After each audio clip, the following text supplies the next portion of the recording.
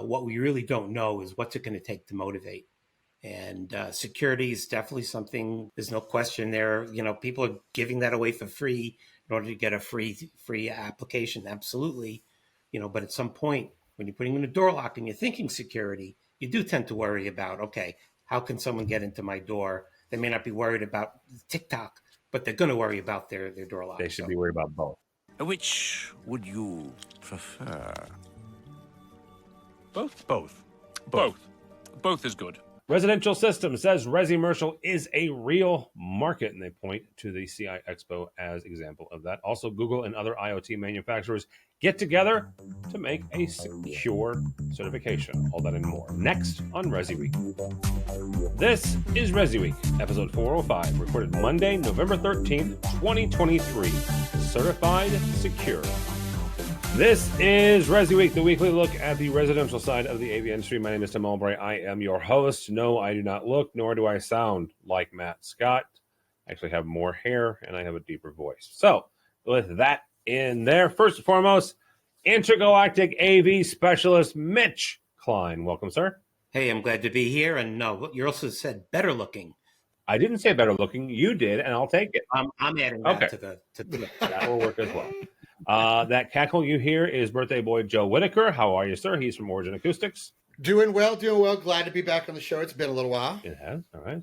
And last but not least, a young man I got to meet in his first CEDIA, and I have been fantastically enamored by him ever since. Alex Capecelatro, of course, from Josh.ai. Welcome, sir. Thanks. It's great to be here. Awesome. Good to see you. First article we have is from our friends over at CE Pro. Google and other IoT manufacturers are looking to create a baseline for cybersecurity standards. The article goes on to talk about, in a joint statement, quote unquote, the Singapore International Cyber Week. Companies say that the progress was made on connected device security, including a set of proposed principles for consumer IoT security transparency. Mr. Klein, I'm going to start with you, mainly because you and I have chatted about this both on the record and not off the record, but we weren't recording when we talked about it.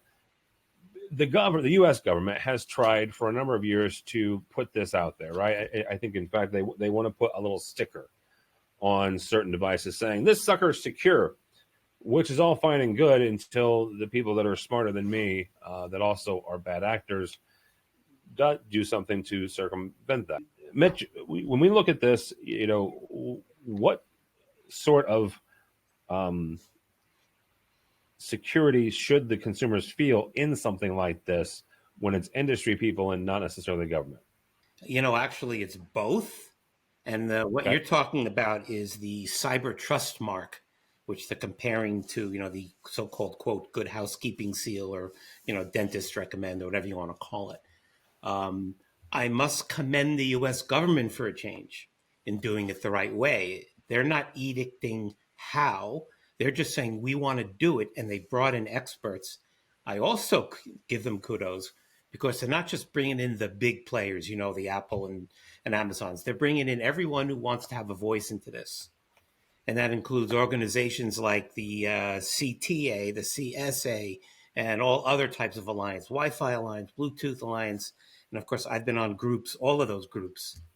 So I give them a lot of credit. The challenge is way deeper than just putting a mark on there, because once you put the mark on it, and we've now, let's just say that we're certified for this level of cybersecurity, well, we have to update that next year. So does that mean now we have to change the mark every year? And worse yet, and Alex can speak to this too, as a manufacturer of products, that means that your product is never done because you're constantly having to provide updates, right? Over-the-air updates are a thing. You have to stay one step ahead of the black hats, if you will.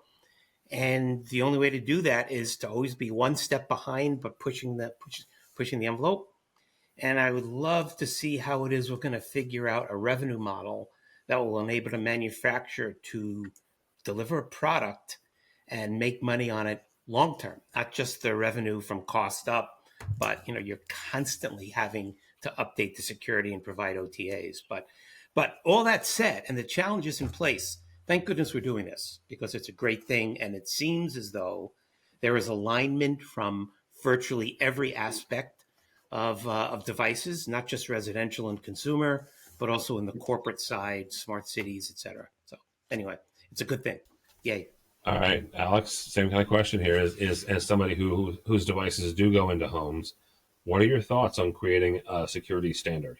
I'm always for standards like this, but I'm also going to be a little bit, paused in my comments because they often don't matter. People often don't really care. Consumers might not care.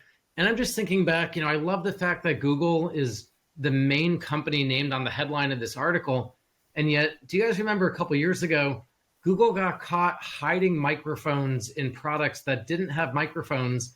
And there was a whole press scandal about they were actively listening in, or at least they had the ability, and it seemed to suggest with network traffic that data was flowing. And so, look, I love the idea. This, at the end of the day, if it moves forward, is likely going to be a recommended label, not a required label. I think consumers probably will still buy based on price and feature. And so if you have equivalent products, one has this, the other one doesn't, but the features are similar and one's half the price, I think a lot of consumers will go for that. This is where I think the professional industry can make a difference. I think organizations like CEDIA, if we said that we're going to require that our manufacturer members do these types of things in order for us to be able to recommend that our pro installers are putting in the best products, then it might start to matter. And so I'm never really that excited about consumers making the decision, but I think having pro trades and organizations really kind of stepping in, I think this is a case where CEDIA and Avixa and other groups like that could actually make an impact.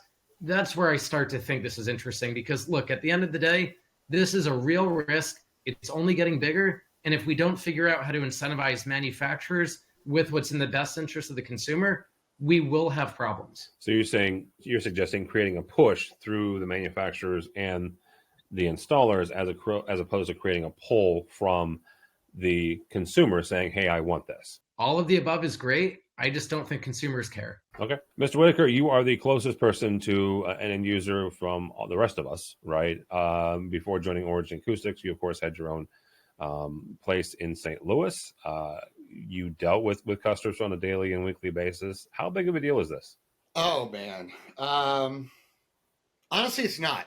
But I have my own spin on it, right? So this has been tried before, right? And it's the same companies that tried to make as trying to make a universal communication standard within IoT and smart home devices. It's the same guys, right? It's the same guys from Thread and Weave and whatever they come up with next. But this one is different for two reasons. Two are bad, one is good. The first bad one is this is going to be a government label, which that means that's a new tax on product, by the way, that the government gets money from. So we're going to call out that bad one right now. Thank you, government, for saying you'll make a sticker.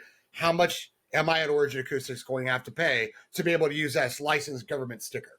So that's my number one. My number two is the other bad part of it is the proposition of it. So this is for consumer devices. Do I believe it should also be on something to actually make it mean something like a Josh product or a Crestron product or a whim, a Sonos, and the list goes on and on and on.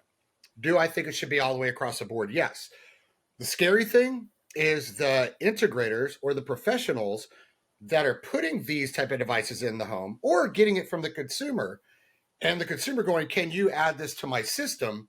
The two organizations that lead that, both on the commercial front and the residential front, have not been contacted. Ooh, red flag to me, right? So this is totally consumer faced because neither Avixa or CEDIA, to my knowledge, has been contacted. So they don't care.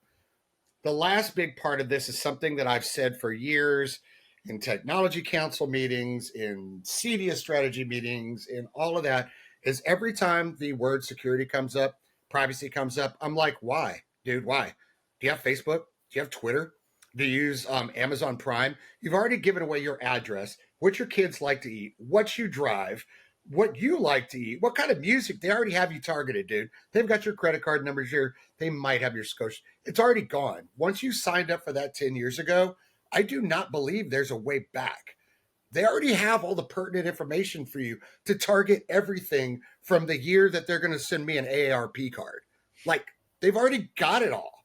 Like, why do we even care at this point? The government and everybody else, they already have all the information. Why is security even important anymore? Until they issue people new birth dates and social security numbers, I do not believe it matters. And I'll just throw in the reason that I think it matters is it's not just about security of information, it's about access. Who can control my locks, my garage doors, turn on my thermostat, create a dangerous environment? I think there are a lot of products that are already doing really bad things in terms of opening up access to bad players. And they're very simple things to do. For example, if you can assign in, let's say, the Josh system, but it could be Savant, Control 4, Crestron, whatever. If you can assign an admin that gets a notification anytime someone accesses that home from an IP address that's not in the home, that they get an alert, no different than when you log into Google from a different device. They alert you saying, there was someone logging in, do you trust this?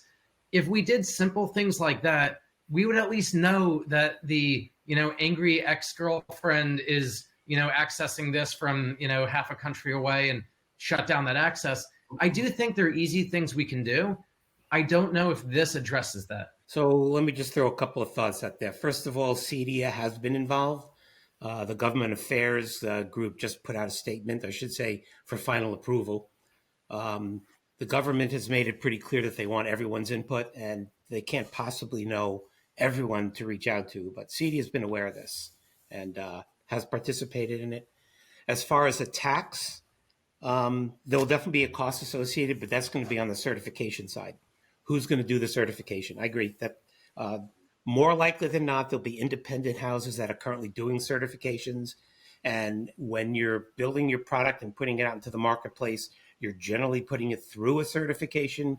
If you're using let's say a standard, whether it be, whether it's the new Matter standard or Z-Wave or Wi-Fi or what have you, you're going into certification anyway.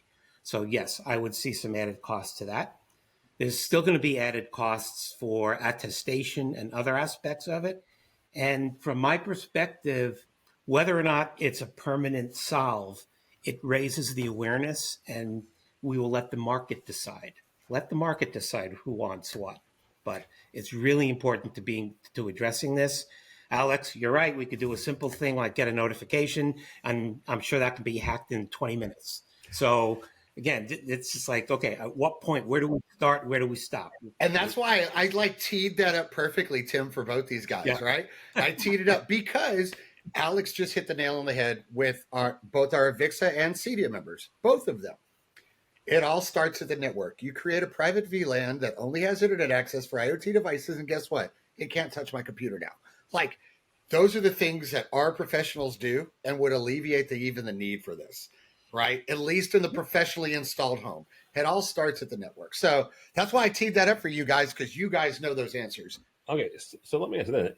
Is this then more, and this is a term that Mitch taught me years ago, is this more for the do it with me crowd, where they're going to go to a big box store and buy a thermostat and get halfway through it and have wires hanging out of the wall and suddenly realize, holy crap, I can't finish this because I don't know what the blue wire does, and nor do I know what the white wire does.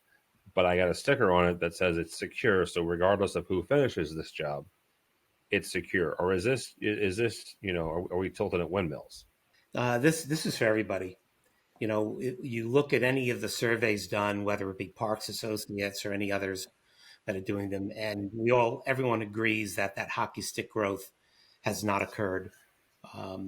Some are dismayed by it. Others, like myself, are not surprised one bit by it. What we really don't know is what's it going to take to motivate.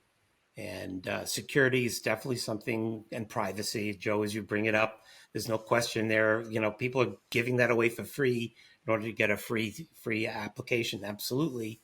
But at some point, when you're putting in a door lock and you're thinking security, you do tend to worry about, okay, how can someone get into my door? They may not be worried about TikTok, but they're going to worry about their door They lock. should be worried about both. And the last addition I'll add to that is the common thought that they're not thinking about, especially when this is being done with a multi-manufacturer and governmental involvement, is if this device is secure and this device is not secure, even though I have the secure one in, once I put this non-secure one in, guess what? It's all now not secure.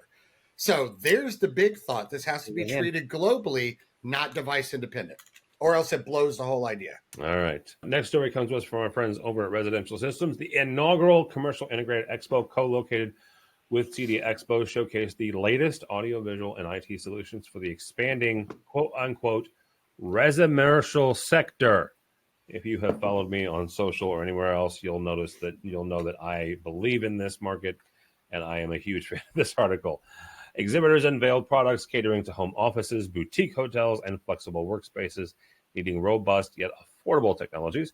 Networking companies like Luxel and Netgear displayed new switchers and routers optimized for remote working and video distribution. There was a number of products on the show floor at CEDIA in Denver this year. A couple of them, Unified Communications or UCC, AV Networking, of course. The article mentions digital signage. I don't entirely agree with that, but I'm happy for you three to tell me I'm wrong. Work from home, work from anywhere, which is a phrase that I prefer over work from home. And then, of course, control. Alex, we'll start with you on this. Obviously, Josh.ai was an exhibitor at CEDIA this year. When you look at this article and they tout the benefits of Resimercial, again, which I am a huge believer in, and Mitchell, I'm going to have you grab the article I wrote about Resimercial back in September and post it on this episode's page.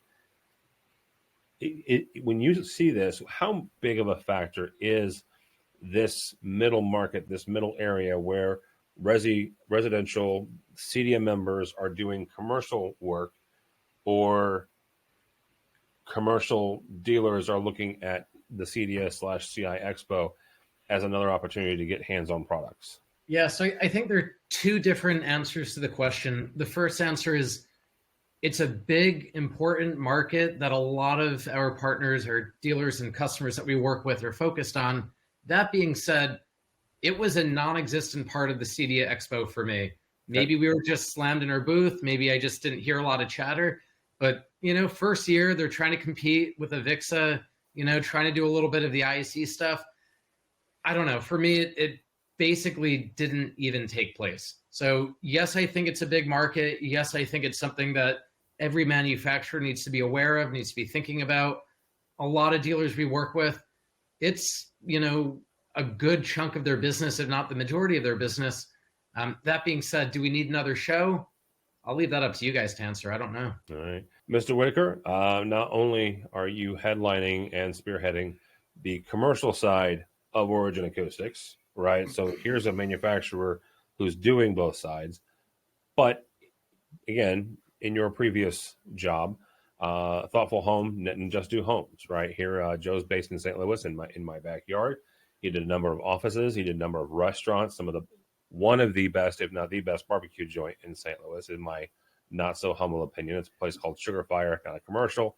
I'm just saying, if you ever make it to St. Louis, go to Sugar Fire. So where do you see the Resimercial market?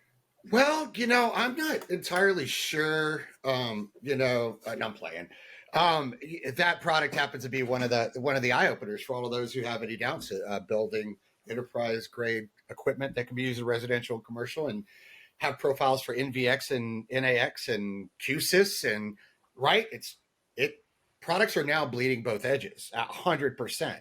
And you bring up the old company name. I mean, we had to change it to Thoughtful Integrations because our percentage of commercial work went above our residential work. So it's pretty obvious out there that change, that confluence, if you'd call it, has been building and has been happening. But there's multiple reasons, those call them Resimercial spaces, but those commercial spaces that need to now have a residential feeling and warmth and design and invitingness, it's a chasm that both can grasp, right? And then you go into ultra luxury residential. Those require networks that are a lot more than what the typical residential integrator can handle, because these are, enterprise networks with, VLANs of VPNs to offices, and we're dealing with information that it falls under HIPAA regulations. I mean, the list goes on and on. Do I believe in it? Well, of course I do. That's that's kind of the next transition. Now to the show. I will kind of agree with Alex that, yes, parts of that show may be a blip. And it moved so fast when we brought out Origin Pro that we kept it inside our regular booth instead of doing a second. But the eye opener was, and Alex might have not noticed it, when I had some of the biggest commercial distributors coming to the booth to talk to me. When I had Mark Coxon from AVISPL stop by the booth and talk to me, that is an eye opener. When I had some of the biggest names in the commercial market stopping by to talk on the CEDIA floor, yes, of course, there was a part of the floor that was CIX, but still, they were there. Yeah. Do we need another trade show? That also is a question I can't answer. But do we need an American version of something like ISE is? One stop where you can go see booth, see everything. You can see both, however your business operates. Absolutely, we need that. At ISE, it totally proved that. One of the largest shows on the planet that is all about technology, both residential and commercial. The answer's been there forever. Yes, we need it. 20 years. I mean, come on. It is the largest revenue generator for a show of that type. Yes, but it's all the way over there. Is there room for one here? Absolutely. Do I think it's been talked about before?